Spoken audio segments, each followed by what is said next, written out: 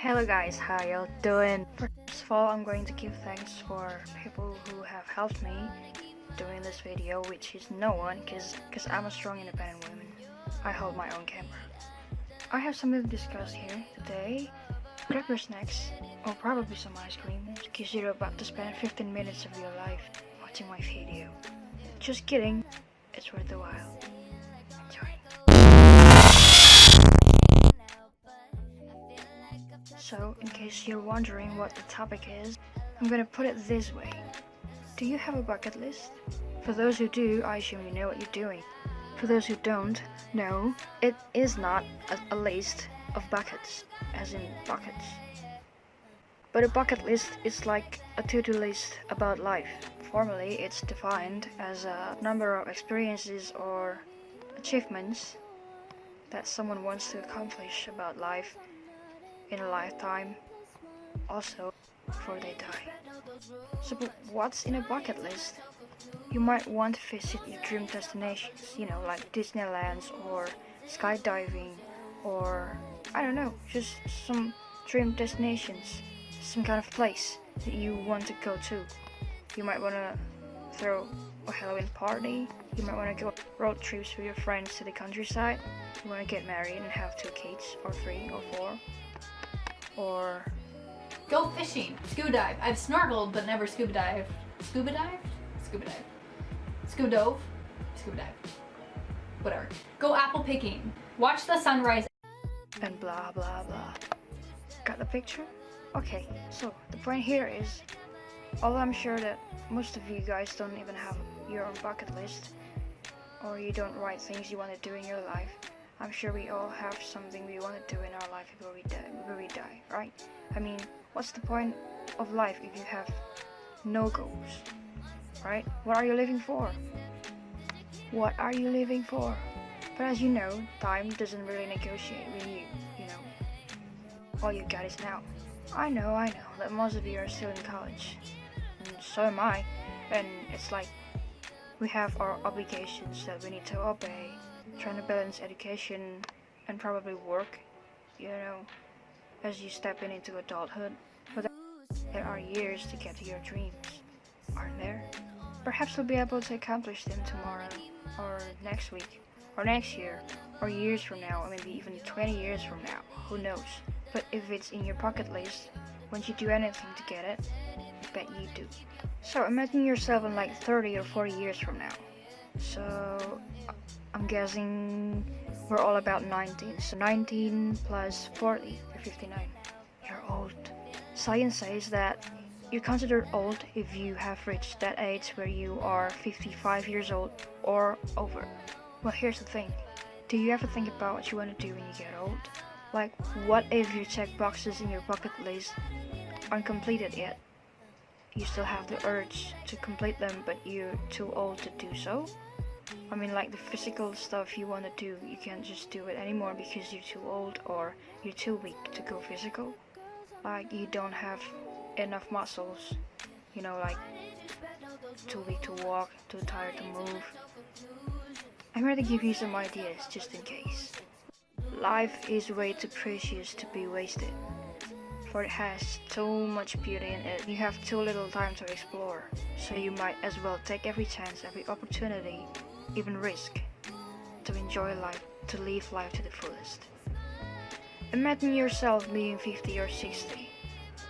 Your sons and daughters with their sons and daughters, You're a grandparent. Let's say that the get married checkbox is completed, but if you completed your visit your dream destinations checkbox, well, if you haven't, don't you have enough family member you can go with? Some good company to have fun with? You're too old to be called young, and you have succeeded in life. The rest of your time now is just to live life to the fullest. When you take that chance, I mean, not everyone will be as lucky. I'm not saying that older age must have some kind of sickness or diseases, but generally speaking, when you have reached the age of 50s, you are just weaker than you were.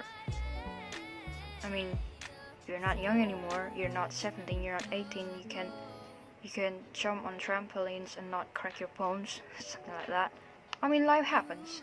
You could be having a serious accident that caused you permanent injuries, that caused you not able to do physical activities in life after a strike of stroke, Alzheimer, or whatever, life happens. You never know.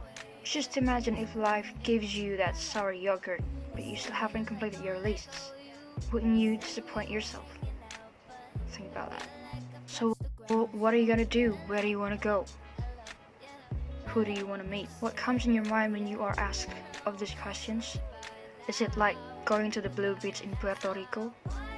Is it hiking Fuji Mountain?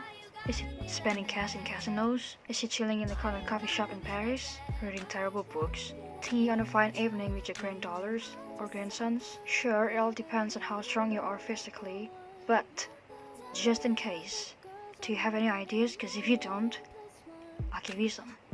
I'm just simply gonna take you places around the world, for there are 100 things to do and explore there, worth a lifetime kind of exploration.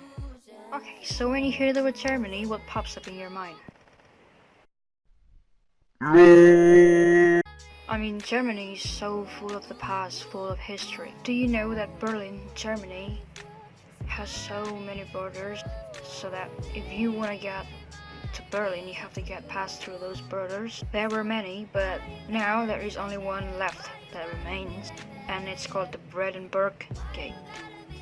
In 1933, Nazi celebrated Hitler's seizure of power with a large march to that gate.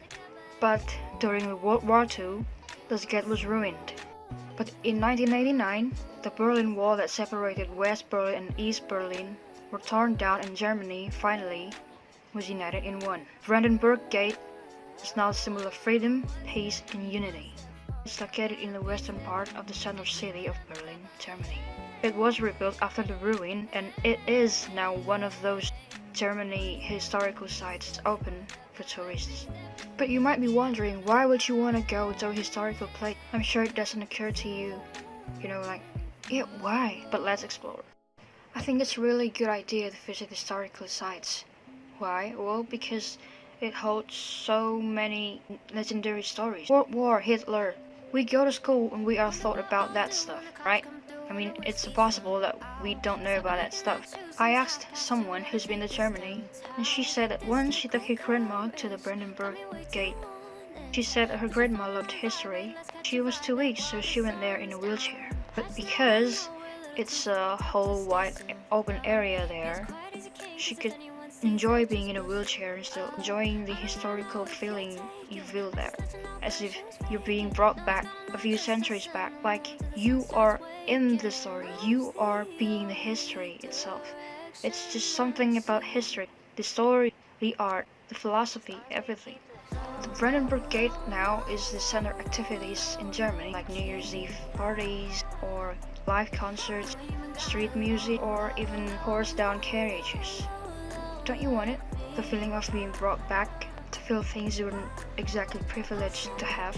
I mean, I know you love to live in the past, like you're living in the shadows of past lovers, your exes, but unless they're honored into monuments or any historical form of remembrance, why waste your time?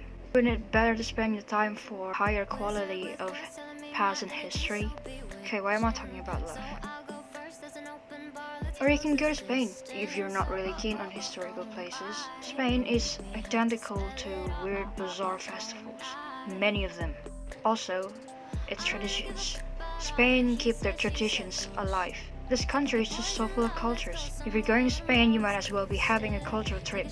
Do you know that you could literally enjoy life by celebrating deaths? Only in Spain could you do that.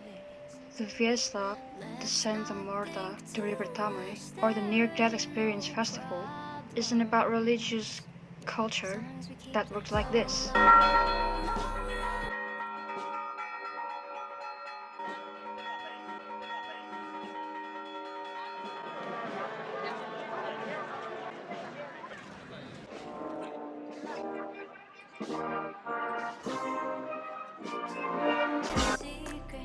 For those of you who cheated deaths, you know, like when you should have died but you didn't, so you get to live and tell tales about it.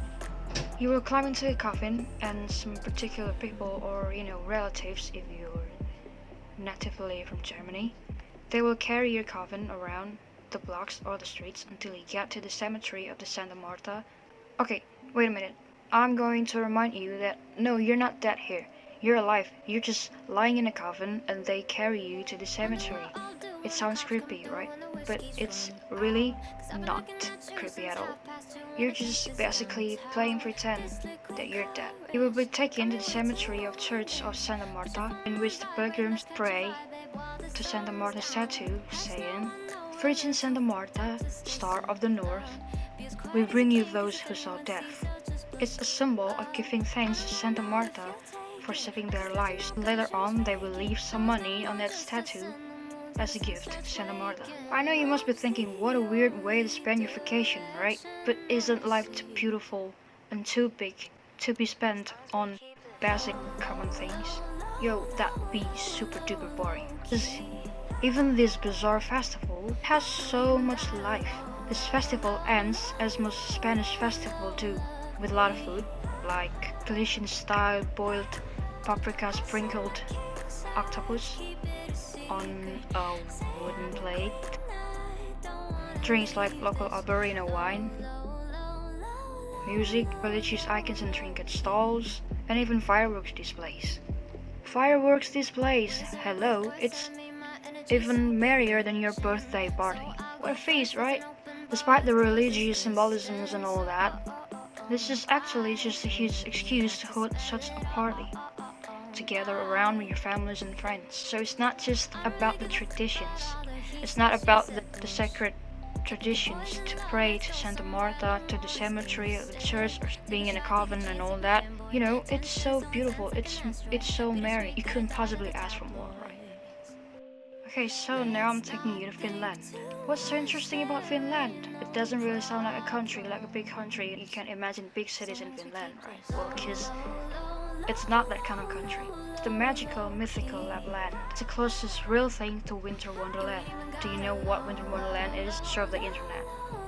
In summertime, you'll have 24-hour in daylight to replace the dark winter days. But no, it's not that dark, creepy winter nights. You could witness the gorgeous, breathtaking northern lights, or usually called aurora borealis, could be seen for more than 200 nights a year. It has that northern lights in Levi. According to Finnish beliefs, this colorful night skies that's called Revontulet in Finnish. It means firefox, and it was believed that it was moving around its tails and leave marks on the sky, which then created those lights. But scientifically, these colorful skies are formed by an amazing phenomenon of geomagnetic and solar activities. So how about floating or a cruise under the northern sky? The water reflects the lights just as beautiful as the lights really are. And how about learning about stars, stargazing? Wouldn't that be beautiful? Enjoying life with another nature in a beautiful world. The moon and the stars look so pretty up close. You would totally spot them as clearly as possible with your telescopes, or when you stargaze. You might not even need your telescopes because it's so clear, it's so close. You can actually feel like it's staring back at you. You can stay all night in a glass igloo, or simply just build a tent. And the memories? You'll take them with you to the day you die. It's an adventure of a lifetime. Memories for a lifetime. So easy, you don't exactly need physical strength to enjoy life, to fulfill your bucket list. You can save some money, spend them for the good things in life, and you'll have your forever in a few days. Tell me it's not just some basic vacation destination, or let's not be friends. It might not sound that marvelous, because you're just hearing this from me, but I swear to God, if you experience it yourself, you'll go speechless. Well, those were just a few things I could think of as easy tourist destinations for old or sick people. But I'm sure you all have your ideas. I mean, we all have our own ideas about life, right? If you're qualified in some particular states of age or health conditions, you can donate your blood. Not your vacation or tourist stuff to do, but as a bucket list or just as a human being, it will make a pretty honorable mark before you leave this life, you know. Because life isn't just about taking, is it? It's about giving too. Oh my god, I just went there. Good morning, guys. I got up from bed this morning, so it's one tick box in my bucket list completed. I have a few things to do today, like visiting my grandpa, going to the zoo, you know. I really want to hold a monkey. Yeah, hold a monkey. Thank you for watching this video. I hope you're somehow motivated. Don't forget to drink water. Have a good day. I'll think of a place where I can meet you, to tell you all the reasons why I need